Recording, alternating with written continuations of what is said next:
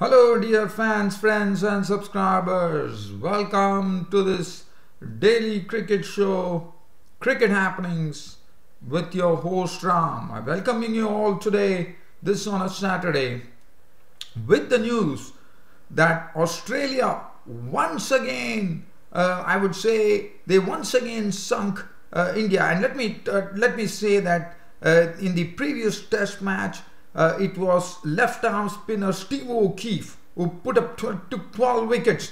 Now today, that is on the first day of the second test at the P. Chinnaswamy Stadium in Bangalore, a really refurbished national stadium. In the sense, the P. Chinnaswamy Stadium in Bangalore, it was looking a beautiful ground when one saw it, and I have to say, the Indians once again disappointed, and once again it was an Aussie spinner, and it was a different spinner. It was the experienced right arm off spinner Nathan Lyon, with all the turn and bounce that he generated through the cracks.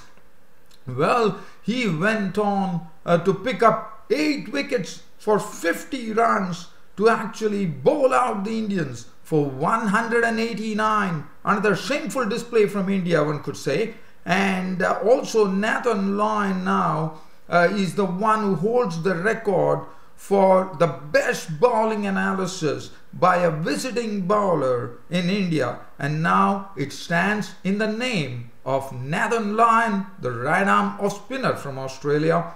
22.1 overs. He picked up 8 wickets for 50 runs. A tremendous display from Nathan Lyon. I'm sure this is his best haul in Test cricket. So as the Australians made 40 for no loss towards the close, the only shining light for India was KL Rahul, the homegrown boy from Bengaluru, who went but very sadly missed his century by just 10 runs as he was out for 90. Well, and as far as the other match was concerned, it was, as I said, that was also another match which was a very important match for both the teams. The 5th and final one-day international played at the Eden Park in Auckland, another picturesque cricket ground in cricketing circles, one could say. And I'm sure the Kiwis totally disappointed. Even though it was not a very easy track to bat on, the Kiwis put on a very poor display, as the South African bowlers, taking full advantage of the wonderful carry that they were getting on that particular pitch, and also getting good pace off the wicket, went on to bowl out the Kiwis for 149 to disappoint the home fans there at the Eden Park in Auckland. And then South Africa definitely had to survive a few hiccups. They survived that, and finally they got a 6-wicket victory, and thus winning the very well contested ODI series 3-2. So that is as far as so the ODI series is done and dusted. Now, so these are the 2 things that I'm going to look at. So let's first head towards that sensational match that happened on the first day at the M. Chinnaswamy Stadium, the refurbished M. Chinnaswamy Stadium in Bangalore, as Nathan Lyon scythed through the Indian batting lineup to bowl them out for 189. Talking about the game, India had injury problems right at the beginning of the match, with Murli Vijay going out, the opener. It meant that Abhinav Mukund, after a gap of probably 5 years, coming back into Indian cricket, and he got an opportunity, but he muffed it big time. And as far as the other change was concerned, they also had Karun Nair coming into the Indian team. Now I'm trying to see, it was at whose expense here, but yes, Karun Nair came into the Indian team as well. So that was another change, but definitely nothing mattered. It was all about Nathan Lyon at the M. Chinnaswamy Stadium in Bangalore yesterday. Now the toss was a good toss to win. India won the toss, and looking at the pitch, it was not looking as dry as what it was in Pune. Yes, we could see a few cracks, and looking at the particular pitch, the commentators definitely said probably 3rd and 4th days you will have those cracks probably widening and probably aiding the spinners. But no one thought that on the first day's play that the Indians will once again put a very poor display on the batting field as they were all out for 189. So let's look at the story of the day as far as the first day's play is concerned. So India winning the toss and electing to bat first here. KL Rahul started off in a very nice fashion. The first ball, which was an absolute loosener from KL Rahul nicely and sweetly stroked that to the boundary. So it was a good beginning for India with Abhinav Mukund at the other end.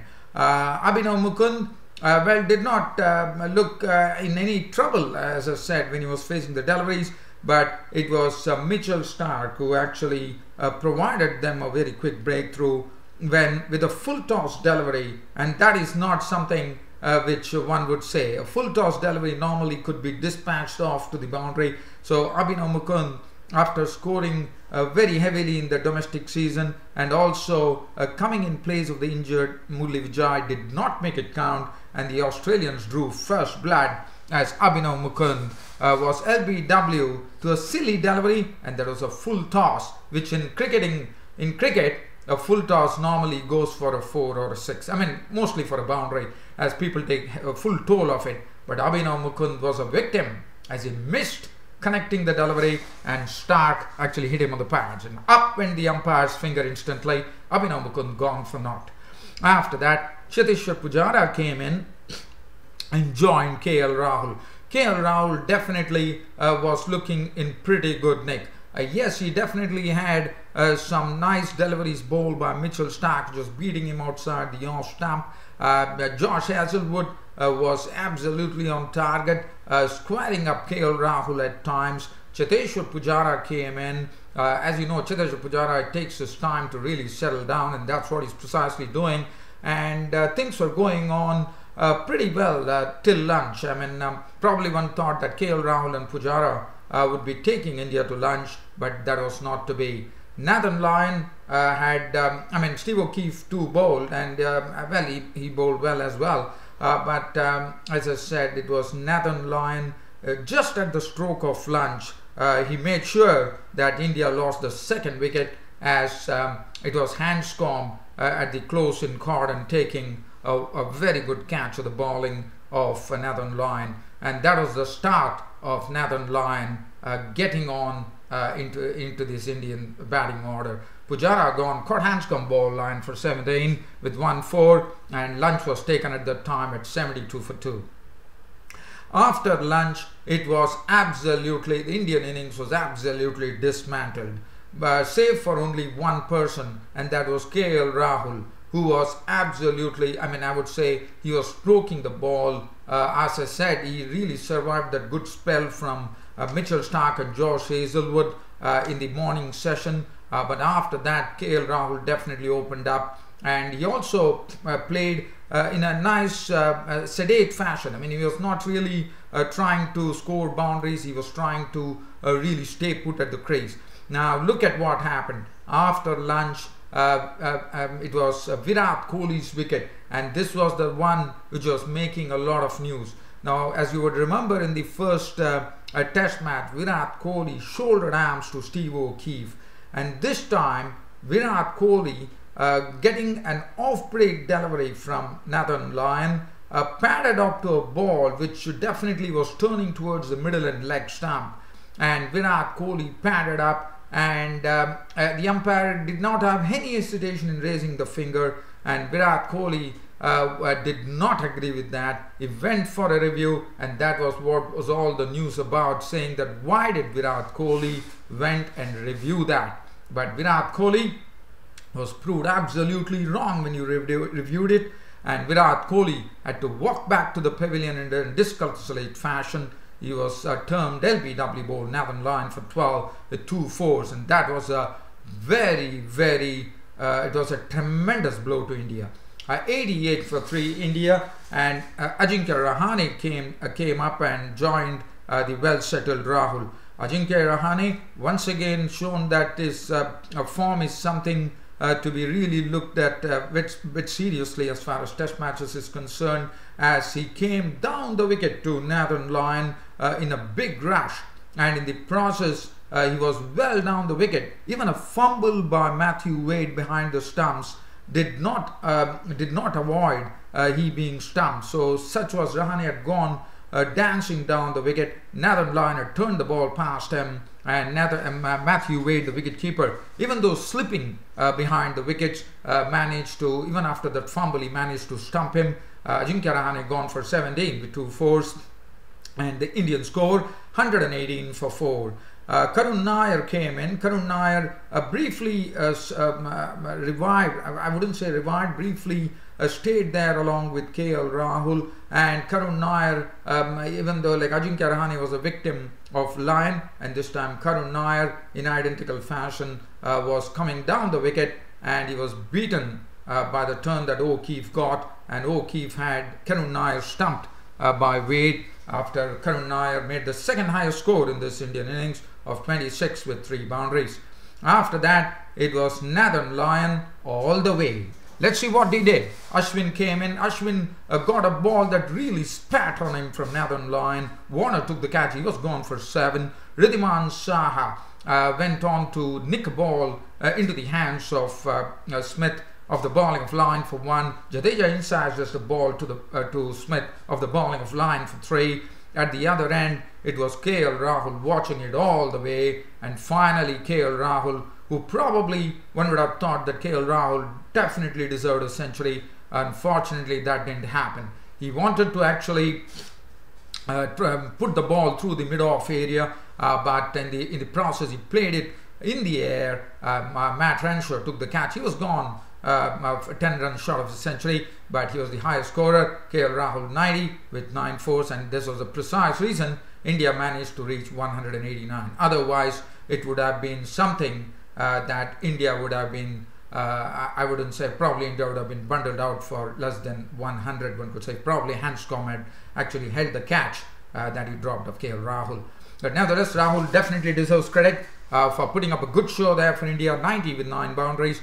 Umesh Yadav was not out on naught. Ishan Sharma was the last man out caught by Hanscom with the bowling of Nathan Lyon for naught, and the Indian innings wound up at 189, thus giving Nathan Lyon the proud privilege of being the visiting, creating a wonderful record where he becomes the best visiting bowler to India, and also taking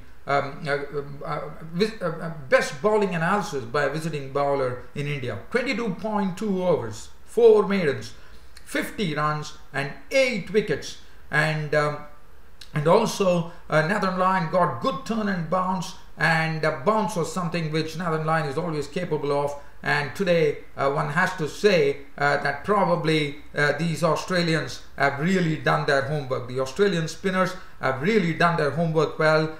They have trained well in Dubai before coming to India. Nathan Lyon also said that he's watched a lot of videos of Ravichandran Ashwin, and one has to credit that these Aussie spinners have been absolutely committed. It was Steve O'Keefe in the first test match. It is Nathan Lyon in the second. Is Nathan Lyon going to do the same in the second innings? Now, Mitchell Mars, 2 overs, none for 2. Steve O'Keefe, 21 overs, 5 minutes, 1 for 40. Hazelwood, 11 overs, 2 minutes, none for 42. Mitchell Starc, 15 overs, 5 minutes, 1 for 39. 189, the Indians all out. Australia, at close of play, didn't have any problems at all, with the openers going unscathed through the course of the day with playing 16 overs. They were 40 for no loss at close of play. Warner was not out on 23 with 1 boundary. Matt Renshaw was not out on 15 with 1 boundary. The bowling figures not much to really read about. Ishan Sharma 5 overs for 8. Umesh Yadav 4 overs, 1 minute, none for 16. Ashwin bowled 6 overs for 11. Ravindra Jadeja 1 over, none for 5. So still, still we have to see as to how the second day pans out with the spin twins into action. That, as I said, it is all about bowling that perfect line, and that's the reason I said that the Aussies have done their homework very well before coming to India. This time they made sure that they are on a mission here and not allowing, and definitely so far the Aussies have really succeeded in a big way. So this is so one only hopes, one has to probably think that whether India is going to put up a very good bowling display, and is there going to be someone who is going to bowl like Nathan Lyon? Is it going to be Ashwin or Jadeja? One has to wait and watch. Well, let's get on to the 5th one-day international between New Zealand and South Africa, which was an important match. It was a good toss to win on a track which was not so very easy, as I said. South Africa won the toss and decided to put the Kiwis in. And the Kiwis, well, the start, it was always going to be difficult. Kagiso Rabada, as I said, one was seeing that on this pitch, there was absolutely good carry for the pace bowlers. So Rabada was the one who was really impressive. Morris bowled a superb line as well. And after that, Imran Tahir turned out a wonderful bowling spell. Look at that bowling analysis of Imran Tahir. 10 overs, no maidens, 14 runs and 2 wickets. The best analysis by a South African bowler in ODI cricket, one would say, as far as economy is concerned. And every bowler did his bit. Kagiso Rabada, the man of the match, in fact, 7.1 overs, no 1 maiden, 25 runs and 3 wickets, bowled superbly. He ramped up the pace. Morris, 9 overs, 1 for 34. Felikawayo coming back in the place of Padel, making his presence really felt there with very good lines. 7 overs, 1 maiden, 35 runs and 2 wickets. The only man who could probably got for runs was Wayne Pretorius, 8 overs for 36, including a smoke 6 by Jimmy Neesham of the bowling of Wayne Pretorius, which really flew over the side screen for a magnificent 6. New Zealand, well, they had their hands absolutely full. They were really they really had to contend with a track which was not so easy to bat on, but not so difficult as well, I would say, to basically get being bowled out for 149. Guptill tried to come down the wicket, trying to come down the wicket to a bowler like Rabada, but Rabada is absolutely smart. He slipped in a beautiful searing Yorker which dislodged the stumps. Guptill gone for 4. After that, we saw Williamson getting run out. Dean Brownlee probably taking a chance with one of the best fielders in the South African lineup, the Aussie captain, the South African captain, A.B. de Villiers, and that was a big no-no. And that resulted in Kane Williamson being run out, running to the striker's end. That is A.B. de Villiers. He ran out for 9 with 1 for Williamson. After that, we saw the Dean Brownlee playing all across a good length delivery coming in from Felikawayo. He was gone for 24 of 37 deliveries, 3 fours. Ross Taylor was then nipped in by Felikawayo, LBW for 8. And Lew Cronkey was a victim of the bowling of Morris, caught behind the bowling of Morris for 8 with 1 boundary, 8 of 20 deliveries. After that, Jimmy Neesham, as I said, the only thing that Jimmy Neesham did was to stroke that magnificent 6 of the bowling of Wayne Pretorius, which is absolutely straight down the ground, went over the side screen and sailed out of the stadium. So Neesham 24 of as many balls, 4 fours and 1 6. The only good thing that happened was that partnership between Mitchell Santner and Colin D. Grandhome actually taking the New Zealand score past the 100 mark, with Mitchell Santner being run out for 24 of 50 deliveries, 3 fours. And then Tim Southee Imran Tahir was another one who absolutely suffocated this New Zealand batting lineup, because the situation was so tailor-made for Imran Tahir, as a lot of wickets had fallen. The pressure was absolutely rising on the Kiwis, and Imran Tahir absolutely capitalized by bowling an extremely good spell of 10 overs for 14 runs and 2 wickets, as he picked up both the tail-enders wickets. Tim Southee caught and bowled for 6, and Jitan Patel LBW for 0. Trent Boult was not out on 0. Colin D. Grandhome was the last man out, making 32 of 48 deliveries, 1 4, 1 6, caught by Quinton de Kock with the bowling of Rabada, which brought an innings to an end at 149 all out. Now it was the turn for the South Africans to chase 150 to get the series. Yes, they definitely didn't have a good start, as Jitan Patel once again grabbed the wicket of Quinton de Kock by getting him caught by Williamson for 6 of 10 balls with 1 4. Grandhome sent back Hashim Amla back to the pavilion, caught by Santner for 8 of 28 with 1 4. And Dumini fell a victim to the bowling of Patel for 3, which really made South Africa really think about it a bit, as they were reduced to 48 for 3. But after that, it was A.B. de Villiers along with du Plessis at the crease. AB de Villiers decided to play in aggressive fashion. He decided to take the attack to the bowlers instead of really getting into a shell, and he scored 23 of 21 deliveries, 2 4s and 2 6 before a Jimmy Neesham bouncer, which was a well-directed one, resulted in AB de Villiers being caught by Ronke, which is a very good delivery, I would say, from Jimmy Neesham.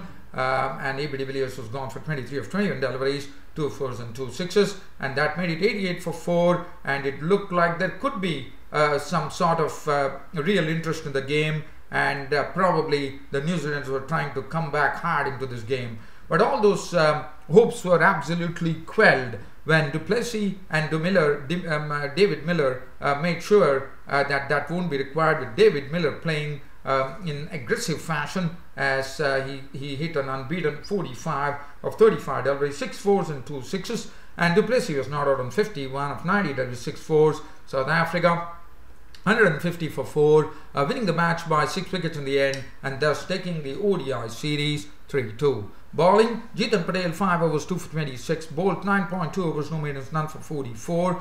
Tim Southee did a good job, 10 overs, 1 minute, none for 40.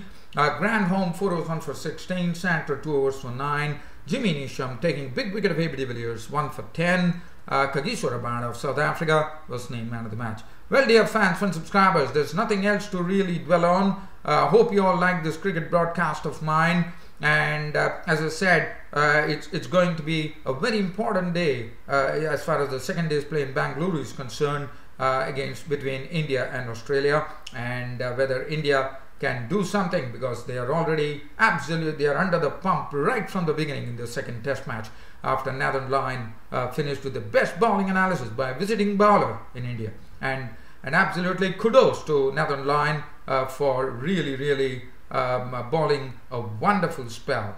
Thanks for your company, and thanks for watching Cricket Happenings this on a Saturday. Your host Ram will be there with the Cricket Happenings show on tomorrow, that's on a Sunday, till such time. And I would like to really sign off from this show right now by promising you that you'll be seeing me tomorrow. Thank you.